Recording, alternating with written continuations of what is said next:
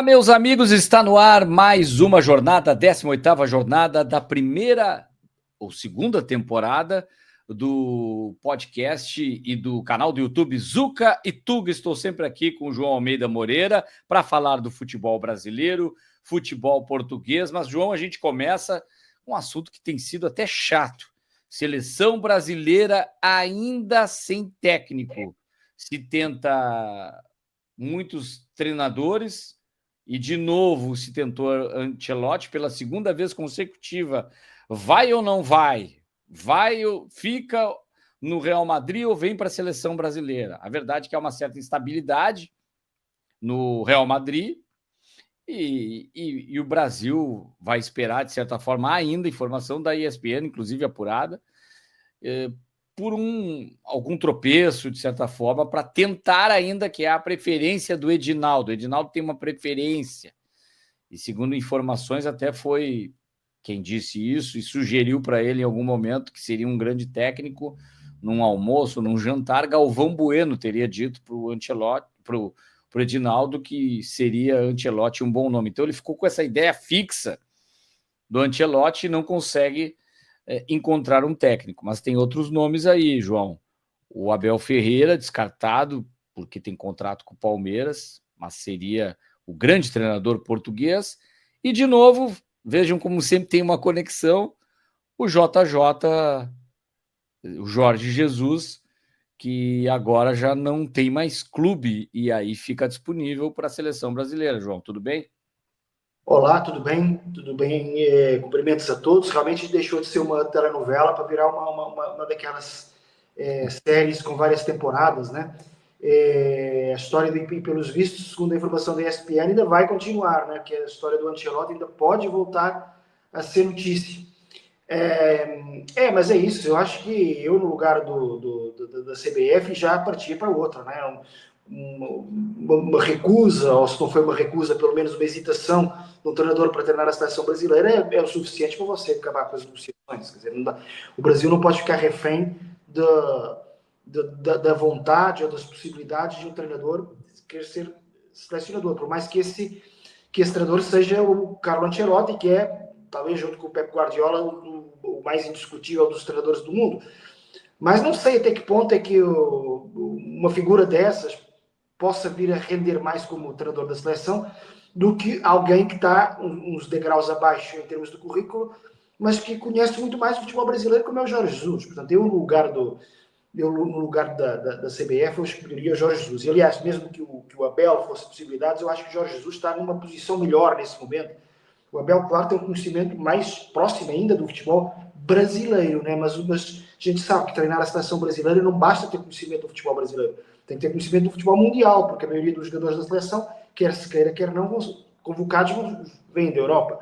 E aí eu acho que o Jorge Jesus, até nessa condição agora de desempregado, será muito mais fácil para ele ser treinador da seleção do que para qualquer outra das hipóteses. Enfim, eu jogava pelo seguro, ia já com o JJ. Pode não ser a solução que mais encante a torcida, porque Ancelotti seria um nome tão extraordinário que se tornaria uma notícia, uma das principais notícias do futebol brasileiro da década, digamos, e até do futebol mundial. Mas eu acho que Jorge Jesus acabaria não sendo tão mediática a escolha, por ser até uma escolha com mais possibilidades de sucesso, vamos dizer assim. E, portanto, eu acabava já com essa série em várias temporadas, acabava já nesta temporada. O Jorge Jesus está desempregado, o Brasil já tem rodada dupla, né, em junho, então acho que está na hora de apostar. E até porque seja quem for, mesmo que seja o Ancelotti, mesmo que seja o Guardiola, mesmo que seja Ancelotti, Guardiola, Klopp, todos juntos, não vão ter muito tempo de trabalho, nem de planear ou planejar, como se diz no Brasil. Lá em Portugal a gente diz planear. Vai ser uma coisa de tiro curto, é arrumar aí uma equipe mais ou menos rapidamente e tentar depois daqui a um ano, né, um ano e um mês, e pegar um embalo, né, porque a gente sabe que a Copa do Mundo é muito de embalo, e quem sabe ser campeão do mundo, mesmo apesar desta bagunça toda anterior, né? Então eu ia já de JJ. Eu também acredito, e até porque o JJ, o Jorge Jesus, ele tem esse aspecto de ser um técnico que consegue dar resultado de forma relâmpaga, assim, rápido. Ele consegue ajustar, é o que o Brasil precisa. Ele tem uma linha dura, que é importante, acho, para o momento da seleção brasileira. Tem que ser um técnico com uma linha mais forte, assim, não dá muito tempo para ter relacionamento a longo prazo com jogadores, enfim. E acredito que o Brasil tá precisando desse perfil de liderança que o Abel Ferreira também tem, né?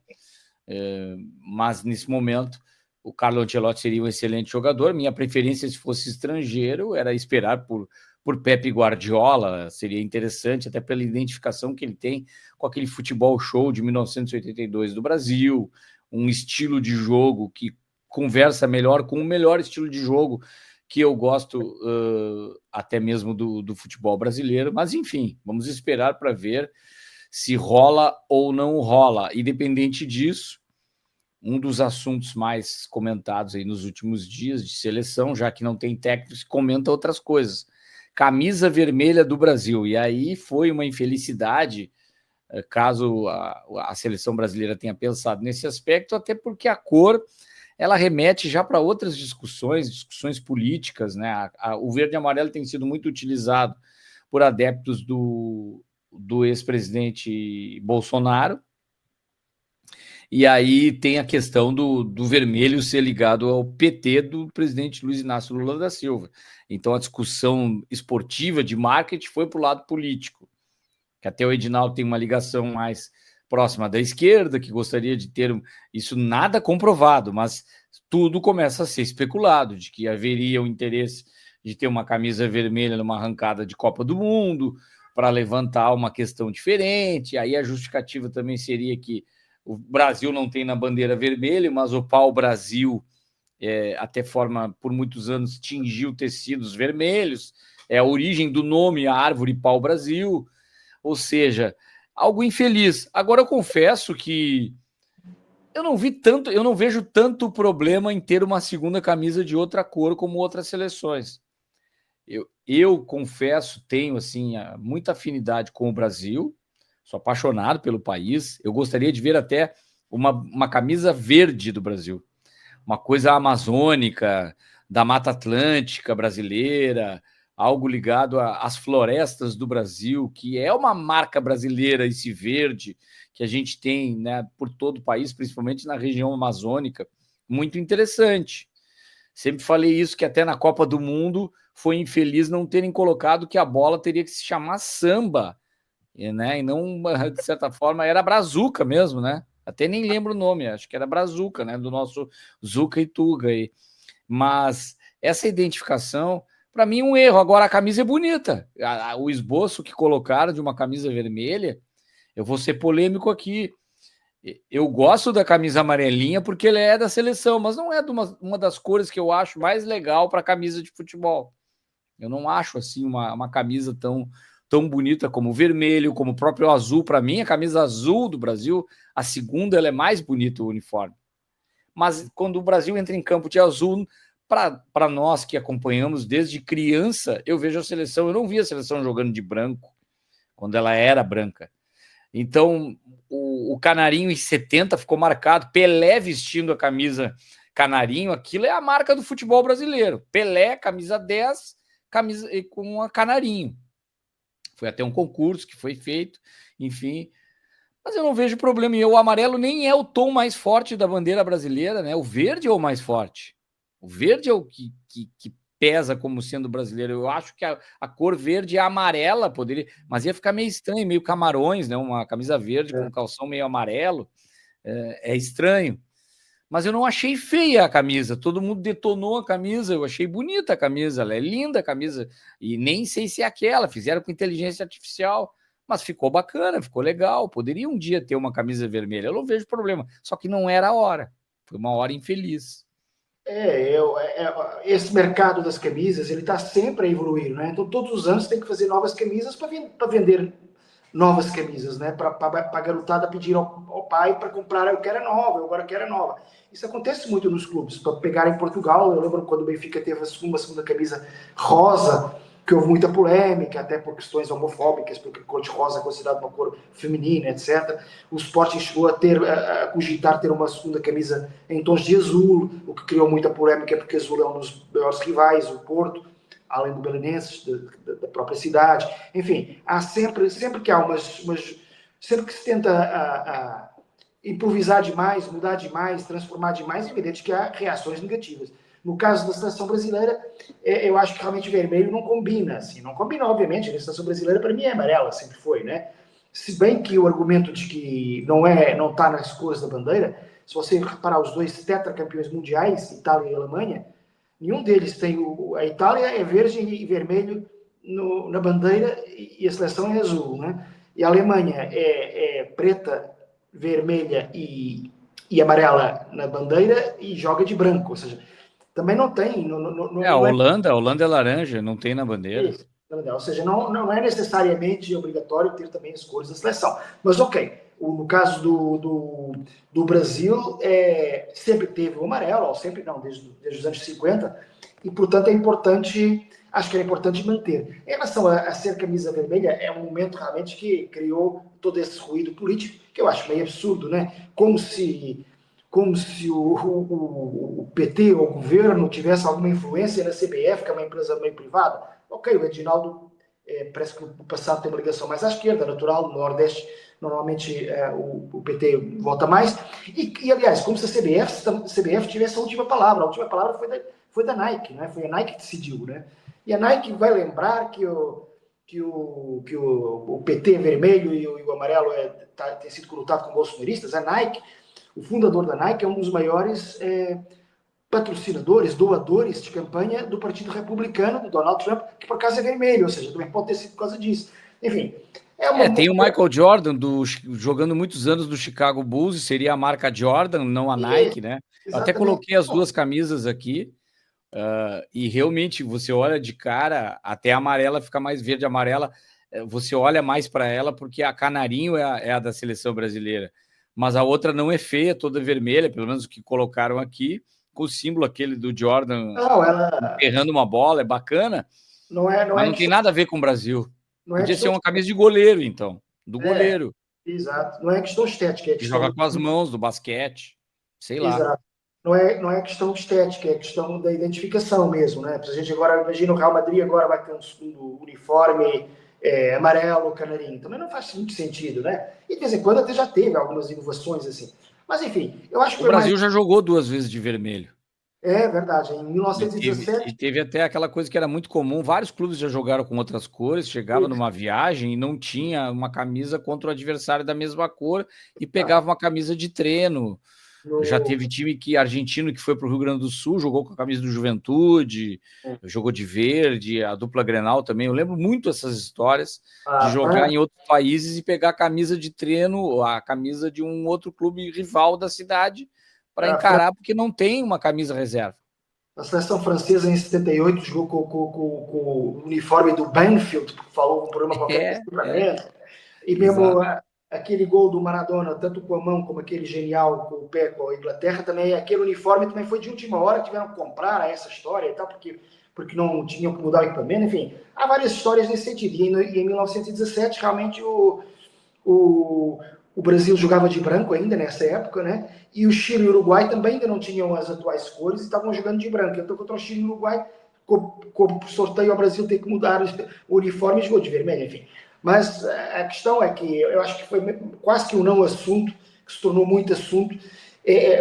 Foi meio que o futebol sentiu como é que está hoje em dia a política nas redes sociais, né? A quantidade de não assuntos que ganham a discussão política e se tornam trending topics no X, né, Twitter, etc., é uma coisa de loucos, com tanto problema sério para se resolver, e está-se a discutir uma coisa que pode eventualmente ser uma deputada, a Carla Zambelli. É o Papa, é o futebol, é qualquer coisa, né?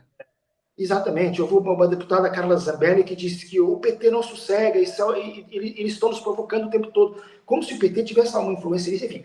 Mas, enfim, isso acho que já passou, a gente também não deve dar... Claro que alguns do PT também, fanáticos, devem ter adorado.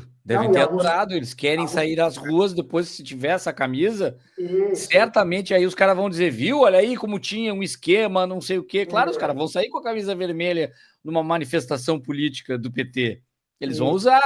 Vai ser o contraponto mesmo da verde e amarelo das manifestações do Bolsonaro. Aí mesmo é que vai dar. Por isso que é infeliz demais a ideia. Está dando até corpo para esse tipo de coisa, né? Dando margem para esse tipo de coisa. É impressionante isso. É lamentável. Para mim, cor vermelha ou encarnada, né? Vermelha é internacional, encarnada é o Benfica, né? Que vai ter agora uma rodada importante, vai jogar com os Canarinhos. Você sabia que o Estoril é chamado em Portugal dos Canarinhos, né? Porque tem exatamente o uniforme da seleção brasileira, né?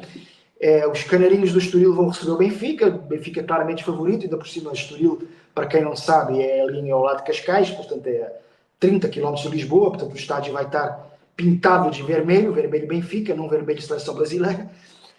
Mas é curioso, né? Vai ter os canarinhos de um lado e os É vermelhos do outro. verdade, é o jogo da cor da discussão agora. Exatamente. Só que o Estoril é o oitavo classificado, então é evidente que o Benfica não vai ter não vai ser um passeio apenas, né? Mas vai ser um jogo em que é claramente favorito para tentar vencer e manter pelo menos a mesma pontuação do Sporting, que recebe o Gil Vicente, né? O Gil Vicente é evidente que é Alvalade, o Sporting também é claramente favorito, mas o maior desafio do Sporting, do Rui Borges, vai ser tentar manter o Yulman sem levar cartão, né? Porque se o Yulman leva um cartão, o Yulman, para quem conhece menos o futebol português, o Yulman é o capitão de equipe, um jogador dinamarquês muito importante no meio campo. Se ele levar o cartão, não joga na Luz nesse grande derby daqui a 2 semanas, onde se deve, quase certeza, decidir que é o campeão 2024-2025. E é um jogador fundamental, né, no meio de campo. Mas ele tem uma frieza e acredito que vai ser fácil fazer isso. A não ser que tenha alguma discussão, alguma coisa. Apesar de ele ser um jogador frio, às vezes ele é quente em discussões. Ele andou mais nervoso até depois, até mesmo que assumiu como capitão, né? De certa forma, ele ficou um pouco mais nervoso do que era e de alguma forma é um jogador importante para esse derby. Eu sempre vou reforçar aquilo que diz, entre idas e vindas, é um campeonato tão interessante que eu não lembro, João, você vai me ajudar, de uma disputa tão acirrada assim. Daqui a pouco a gente vai falar de uma ligação de Fórmula 1 com o futebol, e parece assim, aquela, né, cada curva, cada reta, cada acelerada, cada pit stop, lesiona um, lesiona outro, tem um resultado.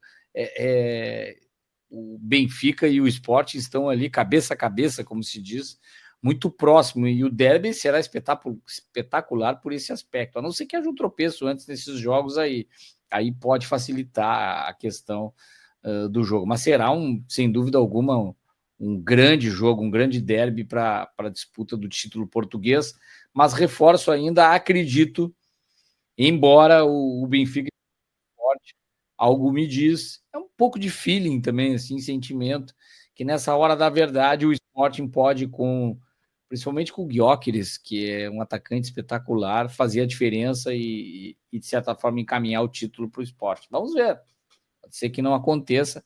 Estou dando um palpite já aqui, acredito que o Sporting fica com o bicampeonato. Não sei qual a sua percepção, João. A ideia que eu tenho, e eu posso aqui fazer uma inconfidência, estava conversando com o Jonas, que já foi convidado aqui do programa e que eu encontro algumas vezes, porque moramos na mesma cidade aqui, Ribeirão Preto, e ele acha o Sporting mais arrumado, né? É um projeto de equipe com mais tempo, claro que já no terceiro treinador, né? E o Benfica foi começando a ser construído aos poucos e talvez ainda não esteja tão rotinado, vamos dizer assim, e portanto ele também dá um pouquinho de favoritismo para o Sporting, embora ele torça pelo Benfica, claro, porque jogou lá há muito tempo, mas dá um pouquinho de favoritismo para o Sporting, até porque o Sporting joga pelo empate, né? Porque em caso de empate, como o Sporting ganhou para o primeiro turno, e é o principal critério de desempate é o confronto direto, né? O Sporting ficaria na frente. E depois, na última rodada, é Sporting Guimarães, que não é um jogo fácil, porque o Guimarães é o quinto classificado, mas o Benfica vai a Braga, né? Que é o terceiro classificado, inclusive à frente do Porto.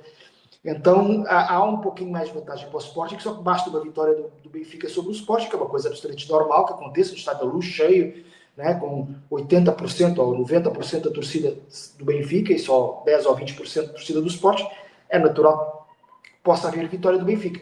Mas eu diria que, assim, na Bolsa de Apostas, o Sporting está assim, um pouquinho acima, né, na Bolsa. Mas vamos ver, seja qual for o campeão, vai ser um campeão meio que modo sobrevivência, né?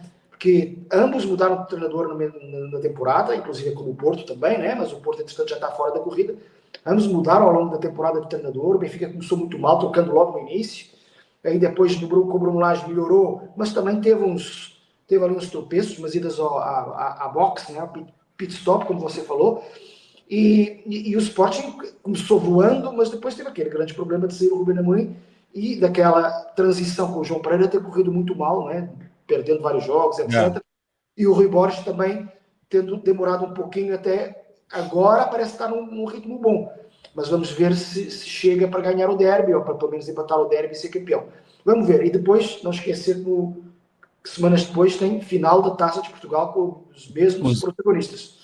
Ambas equipes, mais uma disputa de título, tem mais essa ainda. Então é um ano muito forte o derby de Lisboa. Aliás, esse critério do gol, do confronto direto, poderia ser adotado no futebol brasileiro, porque eu já vi tantos jogos assim, que as equipes estão desinteressadas, ou isso acirraria, você é candidato, por exemplo, Palmeiras e Flamengo são os candidatíssimos ao título brasileiro. Se houvesse esse critério, eles saberiam que no confronto entre eles, não dá para empatar uma e perder a outra. Porque aí lá na frente. É o número de vitórias, né? Número de vitórias. Número de vitórias, depois vem saldo de gols, né? Gols marcados. Então, esse negócio do confronto direto, ele criaria meio que um mata-mata fora de época, né? Já aconteceu, mas quando você joga com um adversário de peso, você sabe que aquele ali não. A estratégia dos técnicos é assim, pô, perdi na casa dele, ou até perdi em casa. Vou ter que buscar o Inter, por exemplo. O Inter que acredita que tem a possibilidade de ser campeão, eu não acredito, acho que o Inter está abaixo, mas está bem organizado pelo Roger. Ele perde para o Palmeiras em casa.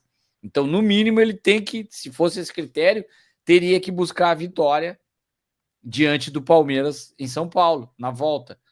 Claro, teria que estar com a mesma pontuação. Se ele está muito à frente, ele nem precisa disso. Se está atrás, nem mudaria nada. Mas é coisa para as últimas rodadas ficar ligado nesse critério. Falar nisso, ótimas disputas, resultados, de certa forma, surpreendentes. E temos aí, você fez um levantamento, tivemos Barcelona 3, Inter de Milão 3, nas semifinais da Champions League, e o Arsenal perdendo em casa para o PSG, que, ao que parece, encaminhou bem a sua classificação, não quer dizer nada, 1-0 não é um placar tão extenso, mas me parece muito forte coletivamente, o PSG é um time coletivo, não rodeado de estrelas, mas você fez um levantamento interessante de quem é Zuca e quem é Tuga nesses confrontos aí. Ganha quem ganhar desses semifinalistas, vai haver um brasileiro campeão europeu, né? Mais uma vez, né? É costume. Porque tem brasileiros nos quatro clubes. No PSG tem o Beraldo e o Marquinhos, né? Capitão, né?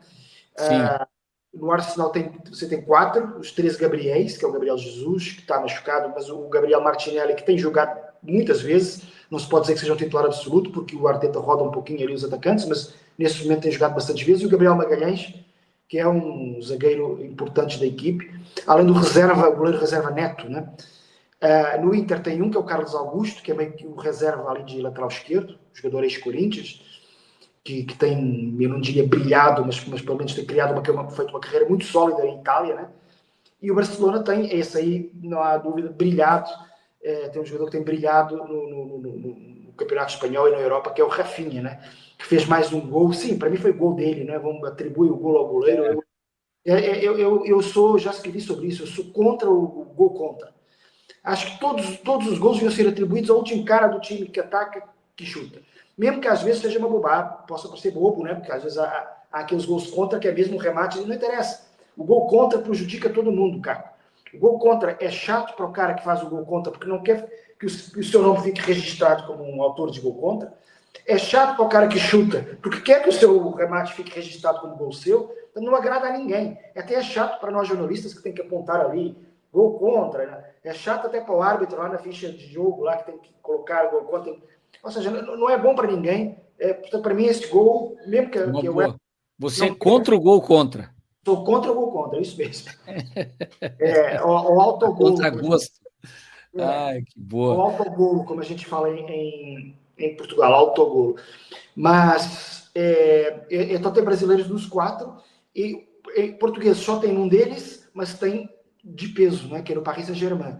O Gonçalo Ramos, atacante que não é titular, mas que joga muitas vezes, e depois 3 titulares que têm jogado muito bem, que são já hoje, eu diria que quase indiscutíveis na seleção, que é o Nuno Mendes, lateral esquerdo, o Vitinha, um jogador muito bom Gosto muito do Vitinha. Isso, e o Neves, né, que é o jogador que estava ano passado no Benfica, que foi para o PSG este ano e que joga muito, né, que é um cara que corre, que luta, ou seja, tem ali 2 jogadores de meio campo muito bons e o lateral esquerdo, no momento, também muito bom, e o Gonçalo Ramos, que não é titular, mas entra muitas vezes, também é um cara com daqueles reservas que não precisam muito tempo para fazer um gol, sabe? Aqueles que entra logo, parece que entra logo aquecido.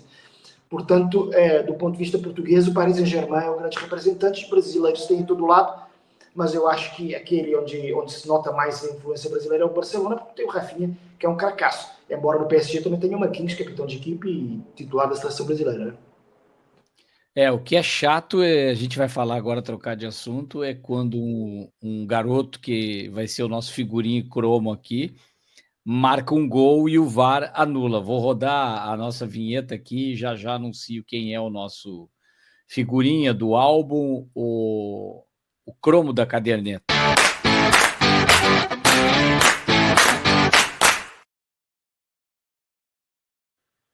É o nosso figurinha da vez, o cromo é o Raikkonen, não é o Kimi Raikkonen, é o atacante do Internacional, charado campeão de Fórmula 1, o homem do gelo, Kimi Raikkonen. Ele é do Pará, né? Um garoto muito interessante. Deixa eu ver se eu consigo a imagem dele aqui para colocar para o pessoal. Estou colocando a imagem dele aqui no jogo do Internacional, 16 anos, enfrentando o Maracanã pela Copa do Brasil, entrou no lugar do Ener Valencia, foi até vaiado, o Ener Valencia, a torcida anda implicando porque não tem feito gols, enfim, mesmo depois de ter feito um golaço na final do Campeonato Gaúcho, enfim, o Inter não tem machucados aí, outros garotos, Ricardo Matias, o próprio Luca, que entrava algumas vezes até na Libertadores, já teve algumas atuações, na temporada retrasada já tinha essas oportunidades, mas machucados, o Roger chama o garoto, que é interessante porque ele é muito prodígio em tudo que faz. Ele desde os 13 anos já chama atenção, ele pertence ao Goiás, está emprestado de forma gratuita até para o Internacional, mas tem contrato para poder comprar o jogador até a Copinha São Paulo, mas ele faz o gol, um gol de cabeça contra o Maracanã, muito difícil o jogo para o Internacional, ele entra, faz um gol de cabeça, o VAR vai lá e vê na cabeça a bola desviada na mão do jogador, e aí deu aquele frio na barriga do garoto, comemorou, fez uma festa com o torcedor. É um VAR sem alma, sabe? Não é porque estragou uma história que seria maravilhosa. O primeiro garoto com 16 anos da história do Internacional a marcar um gol, seria o mais cedo da história. E ele tem mesmo uma qualidade assim diferenciada, pelo pouco que se viu. É veloz, com o nome de piloto, foi o tio-avô que deu esse nome, em homenagem ao tio-avô, o pai dele que deu esse nome, porque o tio-avô era apaixonado por Fórmula 1, e aí o Raikkonen foi campeão, tinha sido campeão na temporada anterior, ao dia que ele nasceu, ao ano que ele nasceu, e aí, para homenagear, colocou esse nome. É muito interessante, um garoto que joga demais e que o Inter, se não se apressar, com 16 anos, começa a aparecer. Eu até lembrei, daqui a pouco ele dá uma de Viola no jogo contra o Corinthians, né? Daqui a pouco ele faz o que o Viola fez num jogo, vai num jogo grande como esse, faz o primeiro gol. Não é uma decisão de Campeonato Paulista, como daquela vez. O Viola, aos 19 anos, apareceu para o Corinthians fazendo o gol em final. Era improvável que o garoto faria o gol e ali ele surge na carreira daquela forma. Então é um jogaço que o Internacional tem contra o Corinthians. O Pato faz um jogo sensacional, surge, era uma promessa, não como esse garoto. O Pato já aparecia como um fenômeno porque já tinha sub-20, mais velho. Esse garoto tem 16 anos. e o Pato aparece num jogo contra o Palmeiras, ele arrebenta com o jogo em São Paulo, e ali ele surge para o futebol e já desperta o mundo, e o Milan já começa a fazer ligações, e depois do Mundial o Inter não consegue segurar esse jogador. E esse nem é do Inter ainda, né? Então, se o Inter não se apressar, não correr, vai bailar na curva, como se diz no Rio Grande do Sul. Vai perder, o garoto vai sair voando. E vai ter outro Corinthians Internacional agora, né? Que é com a estreia do Dorival Júnior no Brasileirão. Ele já treinou na Copa do Brasil a vitória do Corinthians na casa do Novo Horizontino, mas é a estreia do Dorival Júnior no Brasileirão. O Dorival Na Júnior. Neoquímica Arena, né? Exatamente. E aí o Dorival Júnior, que é o antecessor de não se sabe quem, né? Porque não se sabe quem é o sucessor dele, mas presumamos que em breve a CBF tome uma atitude, uma decisão, né? E aí é na dança das cadeiras, sai Ramon Dias, entra Dorival, o Renato, se a gente colocar no Google ali algum técnico brasileiro, Mano Menezes, aparece ele com a camisa do Inter e daqui a pouco ele já tá com a camisa do Grêmio, né? E já passou pelo Fluminense, onde tá o Renato que estava no Grêmio. Uhum. É impressionante, né? Esses dias eu vi um levantamento do Abel Ferreira, até coloquei no meu Instagram, Abel Ferreira, e botaram a dupla Grenal, só os gaúchos, né? O período do Abel Ferreira, só uma cabecinha. E todas as cabecinhas de treinadores desses 3 clubes gaúchos, o que teve de mudanças de técnicos nesse período que o Palmeiras permanece com o Abel Ferreira, que não deve ir para a seleção. Até porque não tem aí planejamento. É isso que se diz? Não. Planejamento. Não. Só no Brasil, em Portugal é planeamento. Eu lembrei dessa diferença, até porque eu há pouco entrevistava para o Jornal A Bola, há pouco, já um mês ou assim, o Renato Paiva, e ele falou que no Brasil é tudo parecido. Durante a entrevista ele estava falando, não, acaba por ter tudo parecido. Aqui o que tem que se ter mais é planeamento, ele falou. E eu disse assim, bom, então não é tão parecido, né? Porque aqui o que tem que se ter é planejamento. Ele não tinha pego essa ainda, né? É verdade, é planejamento. Ele sabia, não, ele sabia. Só que, porque lá em Portugal esse J caiu, assim como também na palavra maioritário, a gente fala maioritário e vocês aqui falam majoritário. Foi caindo ao longo, provavelmente, acordos ortográficos que houve, não acordos, mas atualizações ortográficas que houve em Portugal e que não houve aqui. E aí o J caiu e lá hoje em dia já há algumas gerações que já não usam esse J, enquanto que no Brasil ainda se usa. E o inverso também acontece em outras palavras, né? Coisas que a gente ainda usa e que aqui caiu por uma razão.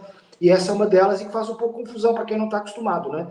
Quando o português chega aqui no Brasil e houve planejamento, tira-me esse J daí que está me confundindo. E para vocês brasileiros ouvir planeamento, parece que está faltando alguma coisa. Assim, nem o plano sai bem. Assim, parece que está plano. Eu não conhecia, uma terraplanagem, planear, né? Dar uma planeada na terra, e nem se usa isso muito também, mas se vem essa palavra, é claro que a gente vai perceber pelo contexto que é o planejamento. Agora, o único J que caiu, né, e que tem a ver com o Brasil é o JJ.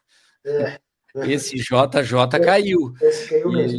E esse pode vir dobrado, né, para a seleção brasileira, que não tem o planejamento ou planeamento, como se fala na língua portuguesa de Portugal e não do Brasil. Foi legal, João. A gente teve assuntos interessantes, algumas curiosidades para o nosso pessoal se inscrever no canal, compartilhar, comentar, participar aqui. Estamos crescendo. Aos poucos a gente vai ganhando novos adeptos no Brasil, em Portugal e no mundo da língua portuguesa. E quero convidar a todos para que se inscrevam no canal Zuc-Tug. Estaremos sempre aqui com novidades e certamente correndo já nessa arrancada para a Copa do Mundo. Quem sabe não falamos em algum momento também de outras equipes, histórias da língua portuguesa, algo mais com um pouco do Cabo Verde, alguma coisa diferente, de jogadores também, alguns personagens que falam também a nossa língua e que sempre tem histórias tão interessantes, né, João? Podemos falar, inclusive, de Cabo Verde, Angola, Moçambique. Principalmente, eu acho que Cabo Verde está com algumas possibilidades de ir à Copa do Mundo, né? Como a Copa do Mundo está alargada, pode ser a primeira vez de Cabo Verde. Eu vou analisar com atenção aí como é que estão as possibilidades. Angola já esteve na Copa 2006, era bacana ter essas seleções pela primeira vez na Copa do Mundo. E Moçambique também, aliás, é o país onde nasceu o Eusébio, o melhor jogador português até ao Cristiano Ronaldo, portanto, seria muito interessante um país da África portuguesa, digamos, da África que fala português, tivesse uma Copa do Mundo. E merece, porque ama um futebol de loucura. É verdade. Então está certo. 18º episódio, jornada, rodada. Voltamos na semana que vem. Um abraço a todos. Fiquem conosco, se inscrevam no canal. Tchau, tchau. Valeu, Grande João. abraço. Um abraço. Tchau, tchau.